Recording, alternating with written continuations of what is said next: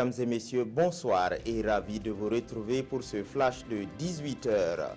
C'est parti depuis hier pour le 5e sommet Union africaine-Union européenne. Le président du Faso et ses pairs africains ont parlé partenariat avec les chefs d'État et de gouvernement du vieux continent. Cette rencontre réunit plus de 5300 participants qui réfléchissent sur les moyens d'investir dans la jeunesse pour un avenir durable. La question de l'esclavage des migrants en Libye a également donné lieu à des prises de mesures pour démanteler le réseau de trafiquants. Depuis le 13 novembre dernier, les autorités judiciaires et des forces de sécurité du G5 Sahel sont en formation à Ouagadougou. Pendant une semaine, ils ont reçu une formation technique sur la méthodologie de conduite d'enquête policière dans le cadre des activités du G5 Sahel.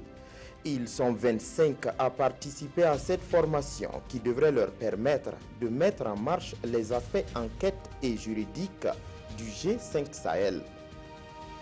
Fini pour la Semaine nationale de la citoyenneté, une semaine organisée pour amener les uns et les autres à se remettre en cause et à prendre de nouvelles résolutions pour l'édification d'une nation fondée sur le civisme.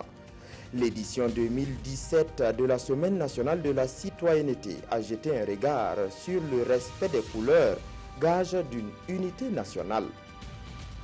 L'Office national de sécurité routière ONASER envisage de mettre en place un projet relatif au système d'information sur les accidents de la circulation routière. Le lundi dernier, les différents acteurs étaient réunis à Ouagadougou pour amender et valider les textes qui doivent régir ce projet. À terme, ce projet devrait permettre d'obtenir des documents sur les accidents afin de permettre aux autorités de prendre des mesures pour éviter le maximum d'accidents de la circulation. À l'international, la tension entre la Corée du Nord et les États-Unis est en train de prendre une nouvelle tournure.